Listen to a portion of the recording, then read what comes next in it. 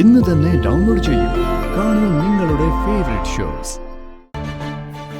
എന്ത് പണിയാ മോളെ നീ കാണിച്ചത്? കാലിന് സുഖം ഇല്ലാത്തതല്ലേ? നിനക്ക് സ്റ്റെപ്പ് ഇറങ്ങണമെങ്കിൽ എന്നെ ഒന്ന് വിളിച്ചാ പോരായിരുന്നു? ഞാൻ വന്ന് നിന്നെ എടുത്തിറക്കില്ലായിരുന്നോ? അപ്പച്ചിയുടെ പ്രായത്തെ മാനിച്ച് ഒന്നിനും ബുദ്ധിമുട്ടിക്കണ്ടെന്ന് കരുതി. അങ്ങനെ പ്രായം നോക്കുവാണെങ്കിൽ ചെറുപ്പക്കാരിയായ ഞാനിവിടെ വെറുതെ ഇരിക്കുമല്ലായിരുന്നോ? എന്നെ ഒന്ന് വിളിച്ചിരുന്നെങ്കിൽ ഞാൻ വരുമായിരുന്നല്ലോ. സാരല്ല, ഇനി സഹായം ആവശ്യമായിട്ട് വരുമ്പോ ഞാൻ വിളിച്ചോളാം. കാലിനിപ്പോ വേദനയുണ്ടോ? ഏയ്, കുഴപ്പമൊന്നുമില്ല.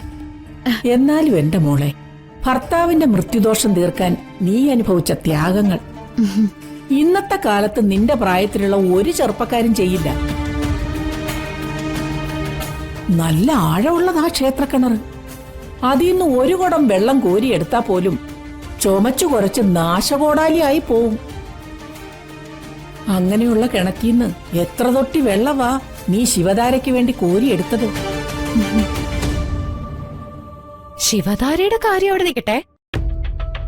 മുട്ടുകാൽ പ്രദക്ഷിണം ഇന്നത്തെ കാലത്ത് ഏത് പെണ്ണ് ചെയ്യും? എന്റെ ഭർത്താവിന് വേണ്ടി മുട്ടുകാൽ പ്രദക്ഷിണം ചെയ്യേണ്ടി വന്നാ ഞാനത് ചെയ്യില്ല. ഭർത്താവുമായുള്ള ബന്ധം ഒഴിയേണ്ടി വന്നാലും ചെയ്യില്ല. ഭർത്താവിന് വേണ്ടി ശരീരം ഹോമിക്കുന്ന വന്ദനെ പോലൊരു പതിവ്രതയെ സമ്മതിച്ചേ പറ്റൂ. വന്ദനമോളെ പറ്റി നീ അത് പറഞ്ഞപ്പോ ശരീരം മുഴുവൻ കുളിരു പോരുന്ന കണ്ടോടി. മോളെ, എന്റെ കൊച്ചുമോൻ ജഗന് വേണ്ടി നീ എന്തുമാത്രം വേദന തിന്നു, എന്തുമാത്രം ചോര പൊടിച്ചു. നിന്നെ എത്ര അഭിനന്ദിച്ചാലും മതിയാവില്ല മോളെ. മതി, സന്തോഷായി അപ്പച്ചി. അപ്പച്ചിയുടെയും വിദ്യാർത്ഥിയുടെയും പിൻബലവും പ്രാർത്ഥനയും എന്നും എന്നോടൊപ്പം ഉണ്ടായ മാത്രം മതി. അതുണ്ടാവും മോളെ. നോക്ക്, ജഗന്റെ മൃത്യുദോഷം ഇതുവരെ മാറിയിട്ടില്ല. അവന്റെ ആയുസ് ഇപ്പോഴും നിന്റെ കയ്യിലാ മോളെ.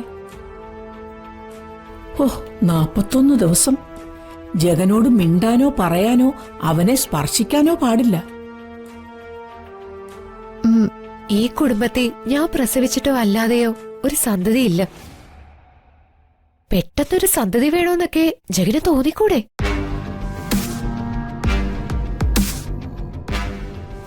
പൊന്നനിയത്തി, 41 ദിവസം കഴിയുന്നതിന് മുമ്പ് അതൊന്നും വേണ്ട കേട്ടോ. എല്ലാം എനിക്ക് ഓർമ്മയുണ്ട് വിദ്യാർത്ഥി.